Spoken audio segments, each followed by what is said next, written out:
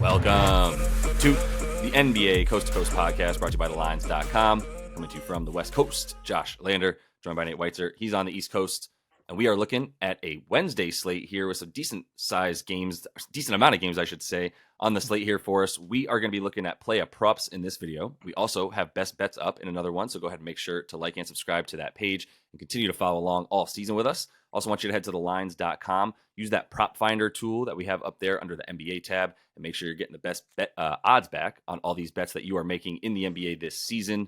Nate, let's go ahead and get right into your first pick, a guy you keep going back to the well on, and he is hot right now. Yeah, it worked last time, and I think we can ride this train with Kevin Durant, who is suddenly, backing up. Since they basically fell behind at Sacramento, he's been on a tear his last four. The prop I'm looking at, 36.5 points and rebounds. You can get a pretty good juice bet, 365, which also has this crazy odds special, plus 750 for him to have a double-double and for Luka to have a double-double. And I do like Luka tonight. His props are just too high, but this is a game with a 240 total in Dallas, a Dallas team that does not play particularly good defense, as we know. Certainly not going to be able to defend a guy like Durant, who has had success against them. He only had 16 and 7 against them on Christmas, while Luka just, gave him the business with 50 and 15. That was just non-competitive. Durant's body language was bad, but the Suns are they've got it all together now. They're 7 straight wins. Durant with the Michael Jordan double clutch winner against the Bulls. Crazy. He's averaging 41.5 points per game in his last two, and he's asked, why am I not considered in the conversation of the GOAT? Like, fittingly, he goes out and hits that Jordan shot. So, I mean, that at least to me, it's all motivation for Kevin Durant. Like I ended last time I talked about him being like, look, if he wants to get 30, he's going to get 30. Like, nobody's stopping him but him deciding to defer or, some incredible defenders. But Dallas, again, does not have that. They give up the second most points per game to power forwards, 6th most rebounds. They have the 3rd worst rebounding rate overall. Durant has a crazy 78% adjusted rebound chance in his last 4 here. Nurk has been getting a ton of rebound chances, but Derek Lively is a good young rebounder. He's been boxing out, and that's part of the reason that the opposing power forward has basically out-rebounded the center in the Mavs' last 3 games. We saw like LeBron, good rebound totals, Tatum double-double. So I think Durant will get some nice boards here to go along with maybe 28 to 30 points, and maybe he gets that double-double along with Luka. Maybe, yeah, maybe. I mean, the rebounds for power forwards, I would imagine, are there in part. Like Derek Lively, like you said, good athletic young. I would call him young player. I don't know how great of a rebounder he is just yet. He definitely attacks the offensive boards. He gets boxed out by the center pretty easily, so it is pretty easy for the power forward to come right in there and scoop it up. Because I would imagine that whomever is going to be boxing him out for the majority of the game, and obviously in this one we'll see Nurk just probably putting him. Just using his butt to push him out to the 3-point line, essentially, and not really getting near the boards, and that'll leave KD open for it. So I'm going to ride the train of KD scoring with you no matter, on this one moving forward for sure for a while, and I'm going to need to see him not be option 1A for a few games before I'm like, oh, okay, I guess they're spreading it back out to the other guys, but like Beal and Booker have been scoring 20 less in these games where he's going off because they're like, all right, go ahead. Why not you, KD? Why you not the GOAT? We'll see if you can back it up. So let me go to a guy that has not worked out, but I love his game, and it's going to work today. And that is Alpi Şengün, who I'm 0 for 2, maybe 3 on the season, trying to bet on Şengün overs. Actually, one time I tried to go under, and he put up like 30. But in this one, I'm going to go for the rebounds and assists against Portland. 14.5. I'm going to go over that for minus 105.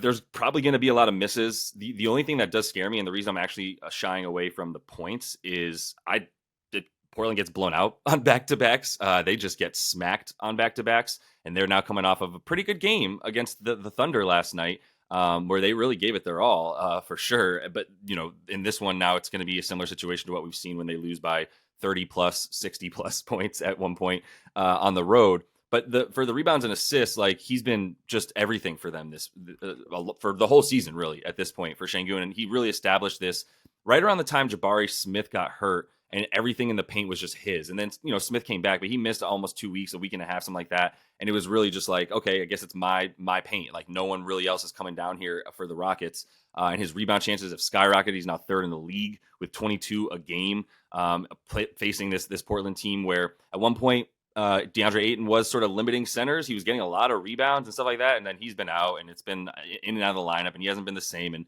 they're allowing a ton of rebounds now, fifth most on the road, and seventh most assists as well on the road. Even more actually at home in terms of the assist column there. And they allow the second most points per game at this point to centers. They've been allowing points all year because dominating doesn't really dominate much. And now you've got Duop Reith in there trying to guard guys who like Şengün, who's going to be standing at the 3-point line. Like that's not a place that Duop Reith is going to feel very comfortable. So I think driving to the rim and making those dishes as sort of like a driving wing, if anything, and even driving from right down the center where Şengün's been really effective, I think is what we can see from him. And he's had a ton of success against good and bad teams, man. Like it doesn't really matter who he's playing at this point. He's a dog underneath, and I think the boards will be there for sure. It's 9.5. That's why I thought both 9.5 and 4.5 for the assists. I thought both were low. So I was like, I'll just combine him and see him probably get about 18 of them, I think. Yeah, I mean, 7 assists per game in his last 4, 11 rebounds per game, third most rebound chances in the league in that span. I'm glad you took him. I had started doing this, but I just lost out on this rebounds assist with Jalen Williams last night, and I didn't want to go back to the exact same attacking, Portland after they played really feisty defense. But Şengün is such the hub of this Rockets offense, right? I mean, so much different from J-Dub, who we talk about as a secondary playmaker and had to watch SGA operate a lot when things bogged down. But Houston's offense is get it to Şengün at the nail, let him just dive or let him facilitate. He should be dominating, as we know. I was just shocked to see Ayton's prop at 20 PRA, not points, 20 PRA and 0.5 assists. Like the guy's doing nothing out there and getting benched. And it's always good to attack him. Yeah. We had a trade here on Tuesday. Terry Rozier is out of Charlotte, and that means it's time to unleash Brandon Miller. Over 17.5 points. You can tack on 4 rebounds, I think, for a little safety. For 21.5 points rebounds. I mean, his last 3, he's been scoring 25 a game with 24% usage. Only one of those without Rozier. I mean, it's been like unsustainably amazing shooting from the Rook here. 61, 43, 92% for a 141 offensive rating. But, I mean, we're talking about a matchup at the Detroit Pistons here.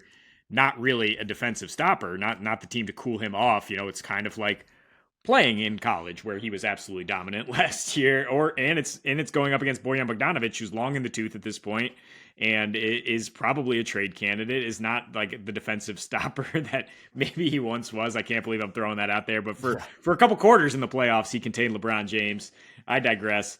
The point is, with Bojan active the last 15 games, they're still allowing the 4th most points to small forwards.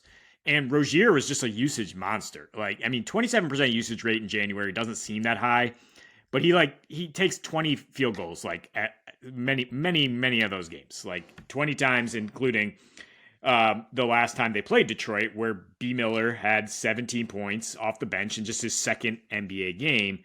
Now he's clearly got more confidence. He's clearly become more of the offense, and with LaMelo out there facilitating for him, I think he'll get plenty of opportunities to score in this one.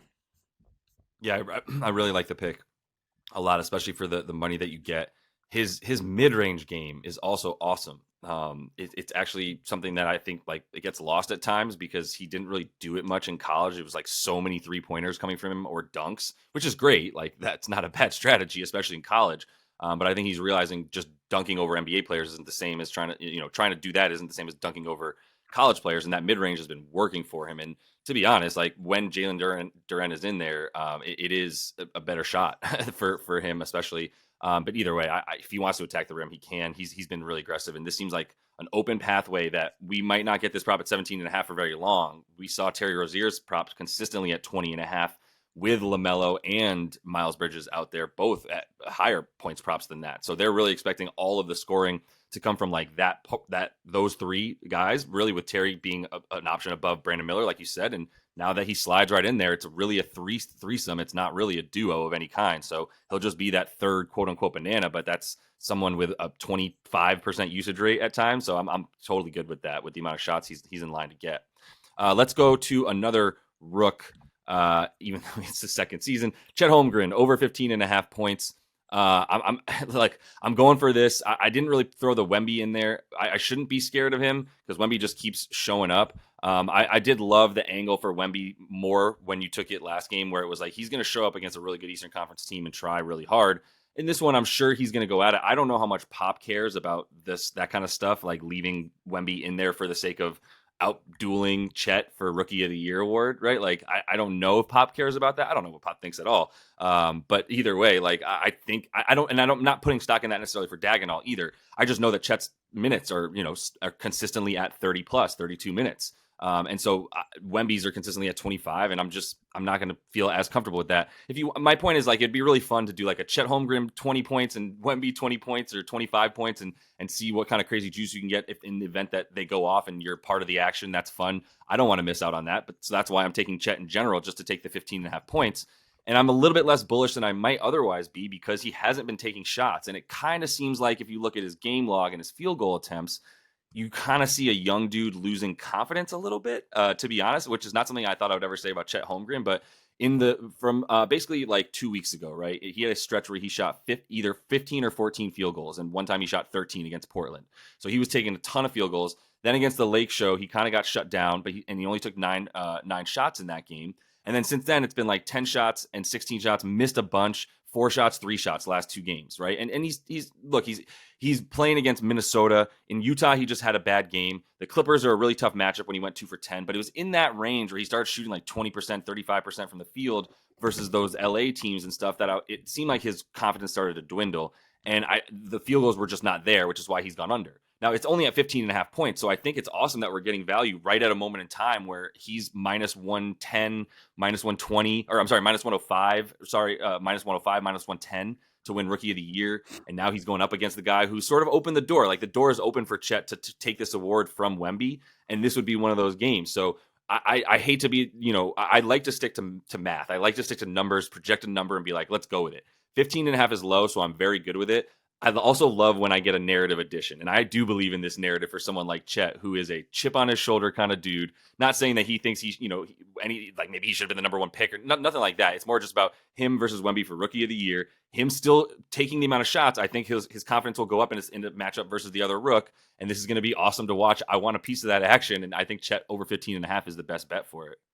Yeah, you can combine them for Chet and Wemby to go over 39.5 points, even money at DraftKings. You can bet the spread, Chet plus 7.5 within Wemby, or plus 2.5 rebounds. If you are interested in, him versus head to head, hopefully like the motivation cancels out the fact this is a back to back, and Chet, so both of them are probably for Chet. Back to back probably only means like 25 minutes. Yeah. Wemby's playing 28 minutes no matter what, but he did just combine for 103 points with Embiid in his last matchup in 28 minutes because he's not defending, as a true center, but that's kind of unlocked his offense. So yeah, I do think there'll be some back and forth here. Absolutely, gonna be a fun time. Also, keep an eye on DeJounte Murray's stuff versus the Hawks.